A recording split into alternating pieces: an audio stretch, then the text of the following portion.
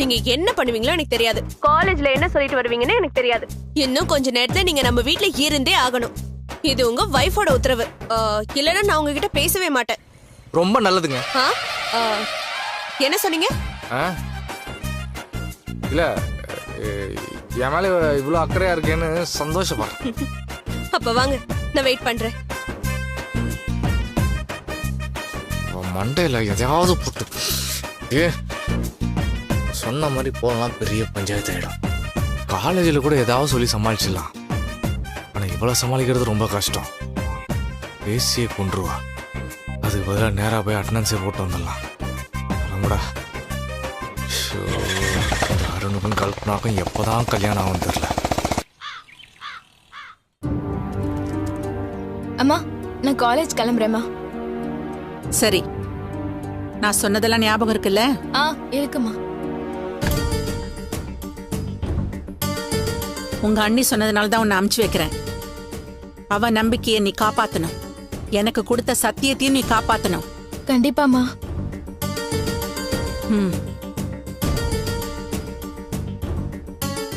தப்பு செஞ்சுட்டா அப்புறம் மன்னிப்பு கேட்கலான்னு நினைக்காத.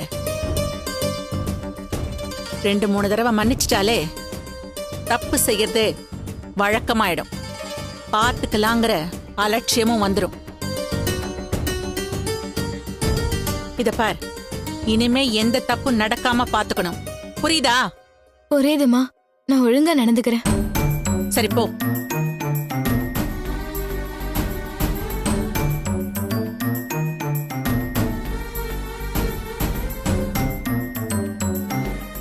ரஞ்சிதா, சித்ரா காலேஜ் கிளம்பிட்டா. இப்ப போய் பேசினா கரெக்டா இருக்கும். நான் கிளம்புறேன். நீ எப்போ கோயிலுக்கு போற? நானே உனக்கு கார் புக் பண்ணி தரட்டுமா?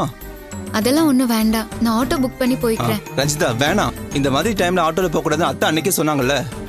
நான் உனக்கு கார் புக் பண்ணி தரேன், நீ சேஃபா போயிட்டு வந்துருன. சரி அருண், நானே கார் புக் பண்ணி பத்திரமா அனுப்பி வைக்கிறேன். சித்ரா ஆட்டோ பிடிச்சு போயிட போறா, நீ அவளை பிடிக்கணும்ல. கிளம்பு. சரி அத்தை, சரி அத்தை. அத்தை, நீங்களும் கூட போயிட்டு வந்துடலாம்ல? சரி, நான் போயிட்டு வரேன். ஐயோ இல்ல அருண், அதெல்லாம் எதுவும் வேண்டாம். நான் தனியாவே பத்திரமா போயிட்டு வந்துடுவேன். சரி, பத்திரமா போயிட்டு வந்துரு. சரியா? ரஞ்சிதா, கார்ல போனாலும் டிரைவர் கிட்ட ஸ்லோவா போக சொல்லு. சரியா? அப்புறம் பிரேக் போட்டாலும் எங்கேயும் அடிச்சுக்காத. அப்புறம் இங்க பாரு, அப்புறம் டிரைவர் கிட்ட மேடு பள்ளம் இருந்தா ஸ்பீடா போகாம மெதுவா போக சொல்லு. சரியா? அருண், ரஞ்சிதா என்ன சின்ன குழந்தையா? அவ பாத்துப்பா, நீ கிளம்பு. சரி அத்தை. ரஞ்சிதா, பொறுமையா போன, பாத்து பத்திரமா. அண்ணி, பாத்தீங்களா அண்ணி, எங்க குழந்தை மேல அவர் எவ்வளவு அக்கறையா இருக்காருன்னு.